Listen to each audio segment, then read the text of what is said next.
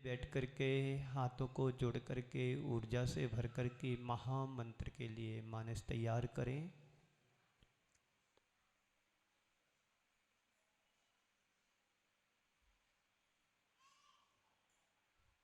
नमो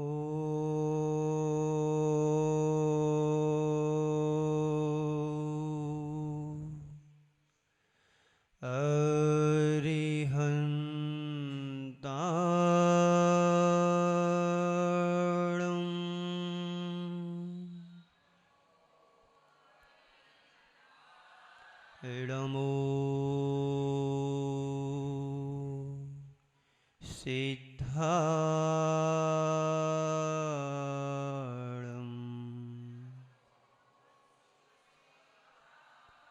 नमो आयर्याणं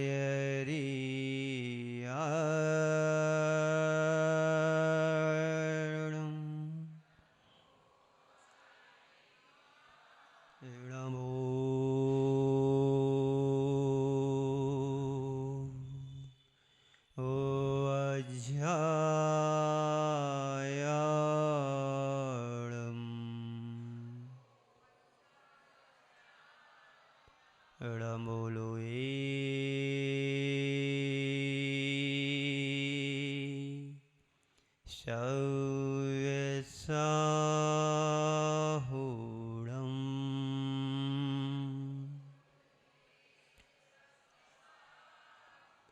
बोलिए पंच परमेष्टि भगवान की, भगवान श्री पारसनाथ भगवान की, अहिंसा परमो धर्म की, परम पूज्य आचार्य गुरुवर श्री विद्यासागर जी महाराज की, परम पूज्य आचार्य श्री समय सागर जी महाराज की, परम पूज्य मुनि श्री योग सागर जी, नियम सागर जी, सुधा सागर जी महाराज की, परम तपस्वी संत पूज्य मुनि श्री अरय सागर जी महाराज की, मुनि संघ की।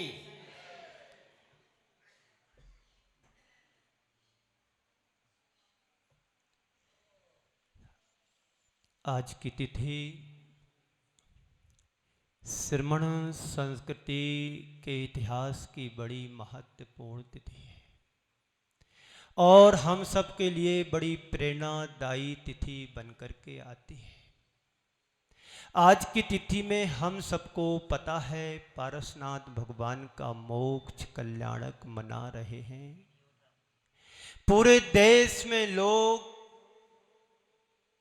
पारसनाथ भगवान की निर्माण तिथि को मनाने के लिए जगह जगह सांस्कृतिक कार्यक्रम भी कर रहे हैं। वे लोग बड़े भाग्यशाली हैं जो तीर्थराज सम्मेशकर जी पर जाकर के पारसनाथ के चरणों में बैठ कर के लाड़ू को चढ़ाया होगा। लेकिन हम लोग भी बड़े पुण्यशाली हैं, भाग्यशाली हैं कि अपने स्थानीय मंदिर में पारसनाथ भगवान के चरणों में बैठ कर के लाड़ू चढ़ाएंगे अभी थोड़ी देर बाद। सुबह से मुझे देखने में आ रहा है कि आप सबका उत्साह और उमंग बहुत चरम सीमा पर दिख रही है। तीर्थराज सम्मेशकर जी में हजारों की संख्या में लोग पहुंचे होंगे। वे बड़े भाग्यशाली सौभाग्यशाली होंगे जो आज साक्षात पारसनाथ भगवान के चरणों में बैठ करके अपनी विनयाञ्जलि को अर्पित की होगी।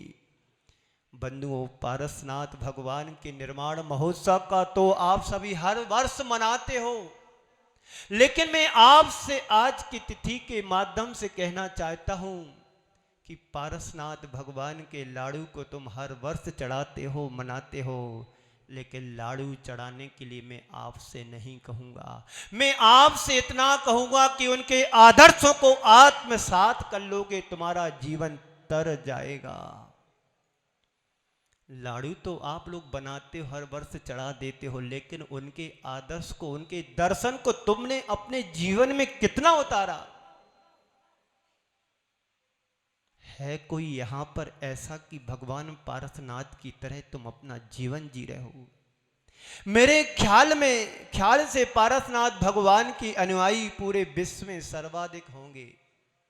यहां पर भी बैठे हैं, जब जीवन में संकट आता है तो पारसनाथ भगवान को याद करते हैं। तुमसे लागी लगन ले लो अपनी शरण पारस प्यारा। कहते कि ओम ओम ओम। मैं कह रहा था पारसनाथ भगवान को मानना बहुत अच्छी बात है, लेकिन उनके आदर्शों को आत्मसात करना और अच्छा कहा गया है। पारसनाथ भगवान को मान करके आप लोहे से अपने आप को सोना बना सकते हो, और पारसनाथ के आदर्श को मानोगे तो तुम पारस बन जाओगे। क्या बनना चाहते हो? पारस मणि से सोना के जीवन के दर्शन को, आदर्श को उतार करके पारस बनना चाहते हो? सारी जिंदगी तुम्हारी गांठ और गठान में निकल गई। हम भगवान पारस को तो मानते हैं, उनकी बात को कितना मानते हो? और पारसनाथ भगवान की प्रेरणा हम सबको बड़े उत्साह और उमंग से मनाना चाहिए, धारण करना चाहिए।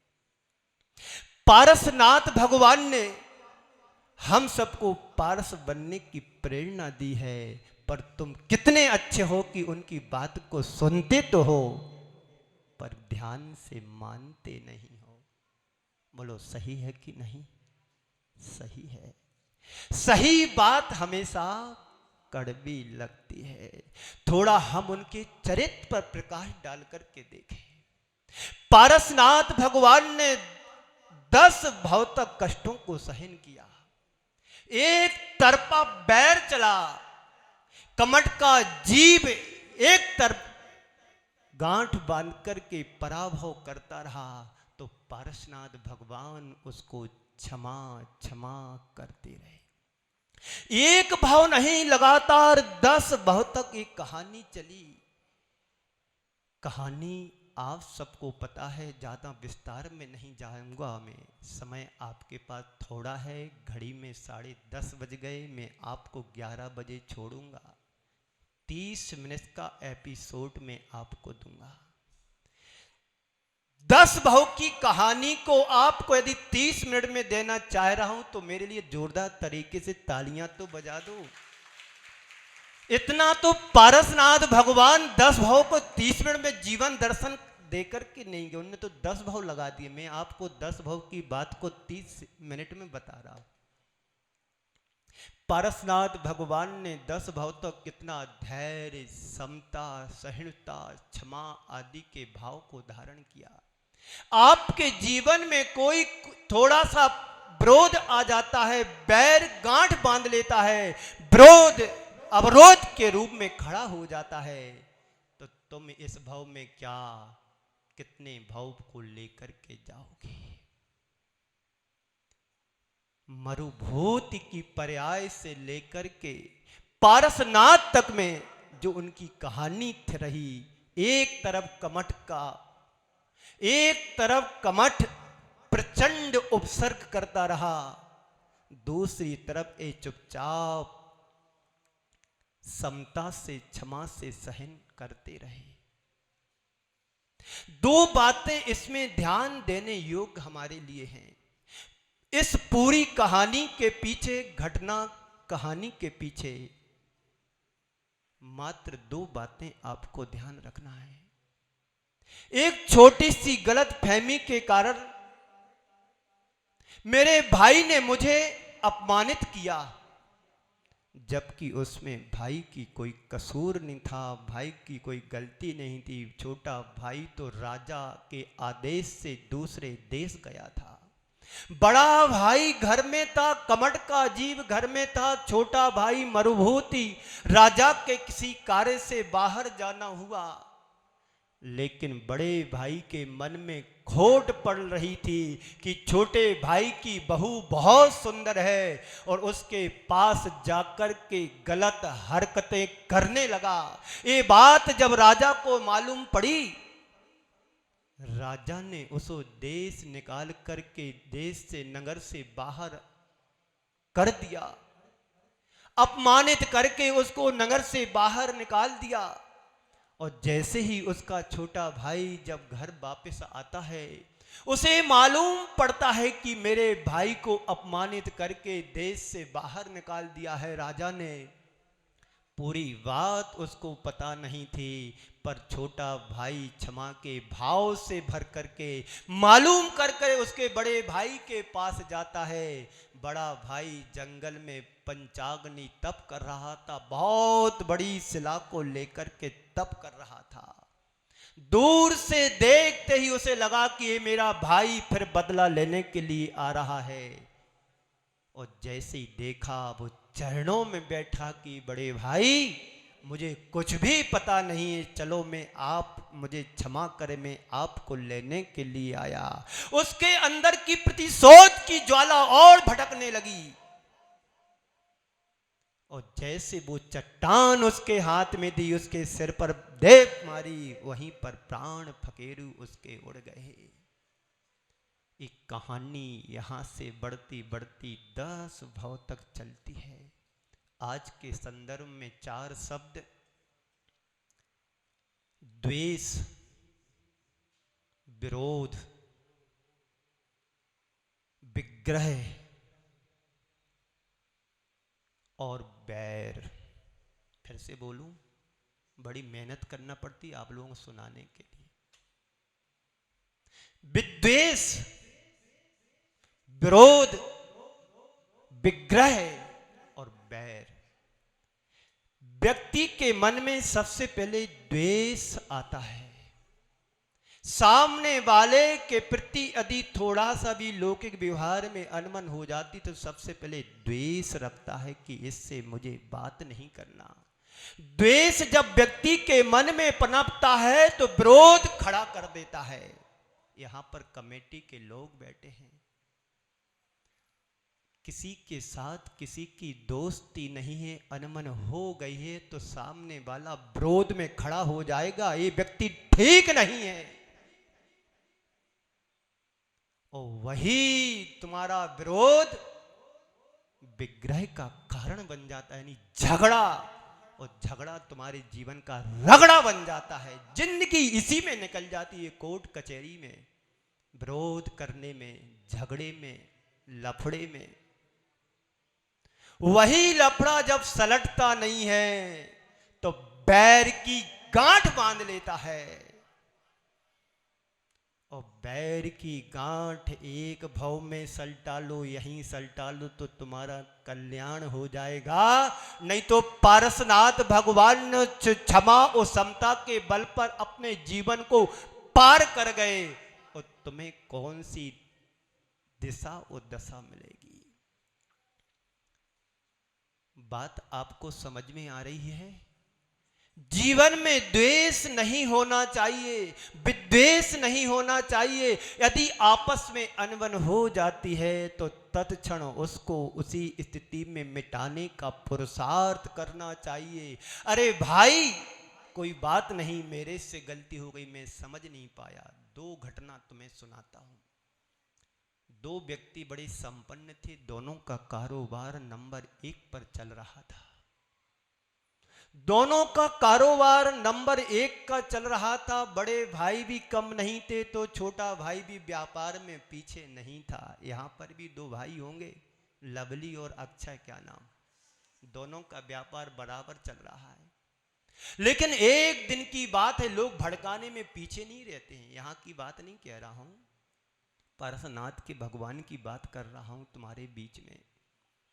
2 भाइयों में अच्छा व्यापार चल रहा था। एक व्यक्ति बड़े भाई की दुकान पर बैठा हुआ था और बड़े भाई ने छोटे भाई के बारे में कह दिया, वो तो बड़ा कर्जदार है। उसकी दुकान पर बहुत कर्जदार, वो दुकान से कर्जदार बन गया है, उसको मार्केट में बहुत लेना देना है। उस व्यक्ति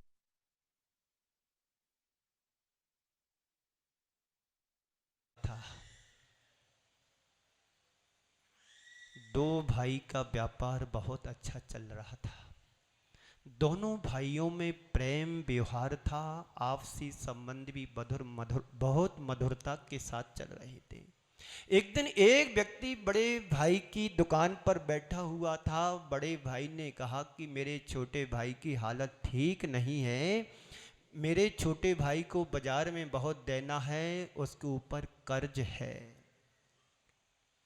ये बात सुनकर के वो व्यक्ति छोटे भाई के पास जाता है, मसाला मिर्च मिलाकर के कहता है, तुम्हारा बड़ा भाई तुमसे इस तरह से बोल रहा था। क्या बोल रहा था? मेरे बारे में? हाँ, तुम्हारे बारे में मैं अपने कान से और आंख से देख करके सुन करके आया हूं। क्या बोला उसने? बताओ तो सही, मैं देखता हूं उसको, कब से पैसा वाला बन गया।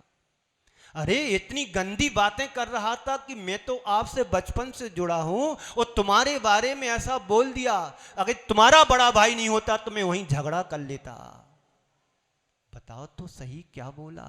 बोले, मेरा छोटा भाई बहुत उड़ने लगा है, उसके ऊपर तो कर्ज है, मार्केट में ना जाने कितने लोगों का पैसा देना है। अच्छा, ऐसा बोला? बिल्कुल भैया, मैं तुमसे झूठ क्यों बोलूं, कसम खुदा की उसने ऐसा ही बोला। अब बात आई और गई, चलो मैं अभी उससे मिलकर के आता हूं। अब यहां से ये जाता है और आग बबूला होकर के, क्यों भाई तुमने मेरे लिए बदनाम किया मार्केट में, तुमने मेरे बारे में ऐसा कह कैसे दिया? मैं तो, मुझे विश्वास भी नहीं था कि तुम मेरे बारे में बड़े भाई ऐसा बोल सकते हो। मैंने हमेशा तुम्हारा साथ दिया और तुमने मेरे बारे में ऐसा बोला कि कर्जदार हूं मैं। बड़े भाई को लगा मामला गड़बड़ है, शांत रहने में ही फायदा है।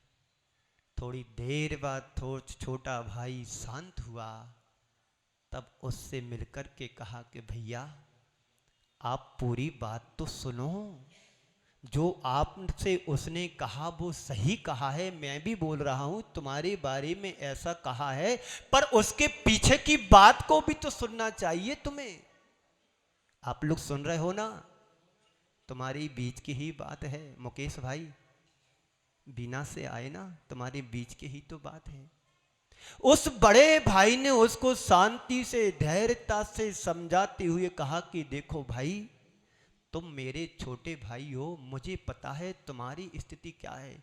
उस दिन मेरे पास इनकम टैक्स वाले रेड डालने के लिए बैठे थे, चर्चा आई थी कि इनके दोनों भाइयों का व्यापार अच्छी तरह से ऊंचाइयों को छू रहा है, तो मैंने सोचा कि बात को यहीं सलटा दी जाए, बात आगे ना बढ़ पाए। तो मैंने कहा मेरा बड़ा भाई, छोटा भाई तो कर्जदार है, उसको तो समाज में लाखों करोड़ों रुपए का कर्ज देना है, वो तो मरने को तैयार है। हाँ भाई साहब, मुझे क्षमा करें, मैं समझ नहीं पाया, मेरे से गलती हो गई, मैं आपके लिए जो इतना उल्टा सीधा बोला। शायद आप लोगों के बीच में भी ऐसा ही होता है। बोलो, होता कि नहीं होता? ऐसा ही होता है। ध्यान रखना, किसी की बात को सुन करके, देख करके तुरंत एक्शन लेने की प्रतिक्रिया नहीं करना चाहिए। जब तक सामने वाले से जाकर के मिल ना लूं, तब कोई प्रतिक्रिया नहीं करना चाहिए, नहीं तो द्वेष बनेगा और द्वेष के साथ तुम्हारा विरोध में अनेक लोग खड़े हो जाएंगे। वही विरोध विग्रह का कारण बनेगा, यानी झगड़ा करा देगा, और झगड़ा तुम्हारे लिए बैर की गांठ बना देता है, बैर की गांठ बना देता है। वो गांठ तुम्हारे जीवन को छोटा कर देती है। आपके पास एक धागा होगा, है ना? धागा जब तक प्लेन होता है तो धागा बड़ा दिखाई देता है, और जैसे ही धागे में गठान लगा देते हैं, धागा छोटा होता जाता है। संत कहते हैं तुम्हारे जीवन में भी यदि सीधापन है तो तुम्हारा जीवन विशालता को लेकर के खड़ा हो सकता है। और जैसे ही तुम्हारे जीवन में बैर विरोध की गांठें लग जाती, तुम्हारा जीवन छोटा हो जाता है। तुम्हारा जीवन गठीला बन सकता है। तुम्हारा जीवन गठीला बनने के साथ साथ खोटा भी बन सकता है। इसलिए बैर की गांठ को बनने नहीं देना। द्वेष के स्तर पर रोक सको तो वहीं रोको, विरोध खड़ा नहीं होना चाहिए। विरोध भी हो जाए पर विग्रह की स्थिति में तुम्हें नहीं पहुंचना चाहिए। जहां तक बने वहीं तक रोकने की कोशिश करो। पारसनाथ भगवान का दर्शन हम सबके लिए ही प्रेरणा देता है। पारसनाथ भगवान ने 10 भाव तक ये सब संकट सहन किए। तुम्हारे जीवन में इतने संकट नहीं है जितने संकट पारसनाथ भगवान ने अपने जीवन में सहन किए हैं, भोगे हैं। काश यदि उनका एक संकट भी हमारे सामने खड़ा हो जाए तो तुम तो जमीन के अंदर समा जाओगे, सहन ही नहीं कर पाओगे। समता से, क्षमा से, धैर्यता से, सहिष्णुता से उन्होंने अपने जीवन को पार किया। बंधु, आज हमारे तुम्हारे प्रति किसी के मन में कोई गलत फहमी होती है तो तत्क्षण तुम्हारे मन में ऐसा है कि एक गलत फहमी कई बार तुम्हारा बैर का रूप बन जाती है। मन में सोचो, विचार करो, किसी के यदि परिवार में, भाई बहन में, माता पिता में, पिता पुत्र में, देवरानी जिठानी में, कोई पड़ोसी में, आस पड़ोस में यदि कोई बैर की बात तो नहीं चल रही है, जन्म जन्मांतरों से केस तो नहीं चल रहे हैं, जमीन जायदाद के केस कोर्ट कचहरी तो नहीं हो रहा है, यदि हो रहा है तो इसी भाव में सलटा देना। तुम पारसनाथ तो बन नहीं सकते हो पर पारसनाथ के चिन्ह जरूर बन सकते हो। क्या बनना है? पारसनाथ बनना है कि पारसनाथ के चिन्ह बनना है? बोलो। यदि तुम्हारे मन में द्वेष, विद्वेष और विरोध की भावना पनप रही है तो समझ लेना कि हम पारसनाथ भगवान के चिन्ह बनने की तैयारियां कर रहे हैं। और यदि समता, क्षमा, धैर्यता जैसे गुण तुम्हारे जीवन में प्रकट हो रहे हैं, समझ लेना कि पारसनाथ भगवान बनने की तैयारियां तुम्हारे जीवन में चल रही हैं। क्या बनना है तुम्हारे लिए? विचार करो। पारसनाथ बनना है कि पारसनाथ का चिन्ह बनना है? बोलो कुरवाई वालों। विधान तो अच्छा हो रहा है, बड़े उत्साह के साथ विधान हो रहा है, पर विधान मंदिर तक सीमित है। तुम्हारे संविधान को कैसे बदलोगे? जीवन के संविधान को बदलना यदि चाहते हो तो पारसनाथ भगवान के लिए लाड़ू ना चढ़ाओ, उनके आदर्शों को आत्मसात करने की कोशिश करो। है तुम्हारे अंदर क्षमता? कोई तुम्हें 2 गालियां दे जाए तुम उससे जाकर के क्षमा मांग लो। गलती तुम्हारी नहीं है पर सामने वाले की है, फिर भी क्या तुम क्षमा मांगने को तैयार हो सकते हो? है इतनी क्षमता तुम्हारे भीतर? बोलो। अरे महाराज, तुम 2 बार क्षमा मांगने की कहते हो, यदि किसी ने 2 गालियां दी हैं तो मैं तो पिस्तौल भर के बैठा हूं, मुझे 2 तो दे, मैं 200 देने को तैयार हूं, इसके लिए तैयार। समझ लेना, तुम पारस भगवान के अनुयायी तो बन गए पर उनके जीवन के आदर्श नहीं बन पाए। कहने को बात बहुत है लेकिन समय से पहले मैं आपको फ्री कर दूंगा। ये पारसनाथ भगवान के लिए अपन कल भी सुनेंगे और सुनेंगे, पूरी जिंदगी भर कम पड़ जाएगी। पारसनाथ भगवान के हम पासंग के बराबर नहीं हो पाएंगे। उनका जन्म तो काशी में हुआ था, काशी में जन्म हुआ, बनारस में जन्म हुआ और 100 वर्ष की आयु लेकर के उन्होंने अपने जीवन का उत्थान किया। 10 भव की कहानी को हर रोज हर वर्ष तुम सुनते हैं, पढ़ते हैं। एक भी भव तुम्हें अपना याद है कि नहीं, मेरे जीवन की क्या कहानी रही।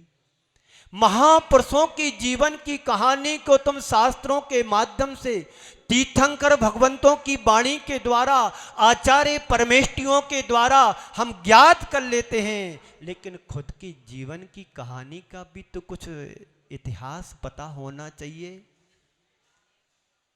हम अपने जीवन को बदलना चाहते हैं, जीवन में परिवर्तन लाना चाहते हैं, तो भगवान पारसनाथ के जीवन को आदर्श बनाओ, भगवान महावीर के जीवन को आदर्श बनाओ, भगवान शांतिनाथ, धर्मनाथ, आदिनाथ, ऋषभदेव आदि के भगवान तीर्थंकरों के आदर्श को अपने जीवन का आदर्श बनाएं, उनके दर्शन को अपने जीवन का आदर्श बनाएं।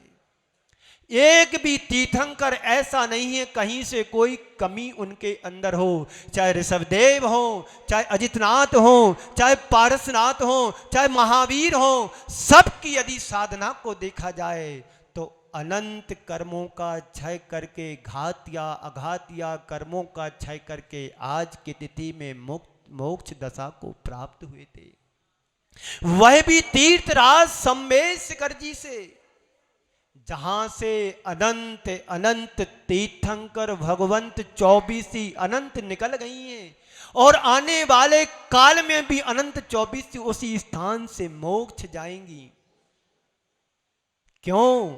संसार में 2 ही चीज शाश्वत हैं, एक शाश्वत जन्मभूमि अयोध्या नगरी, और दूसरी शाश्वत भूमि है निर्माण भूमि तीर्थराज सम्मेशकर जी, जिसे हम बड़े आदर्श से सम्मान देते हैं। मैं आप सबको भगवान महावीर के मोक्ष कल्याणक पर कुछ बातें जरूर कहना चाहता हूं, जो तुम्हें करना चाहिए। वह सेवाएं दे रही हैं यहाँ पर बीना से मुकेश कुमार जी, यहाँ के अध्यक्ष, उनकी कमेटी बहुत अच्छा साथ दे रही है। ये साथ तुम्हारा हमेशा बना रहे, सबके साथ बना रहे, तो मैं समझता हूँ पूरी समाज की प्रभावना और समाज की खुशबू पूरे देश में जाएगी, इसमें कोई दो राय नहीं, शक नहीं। सभी को आशीर्वाद।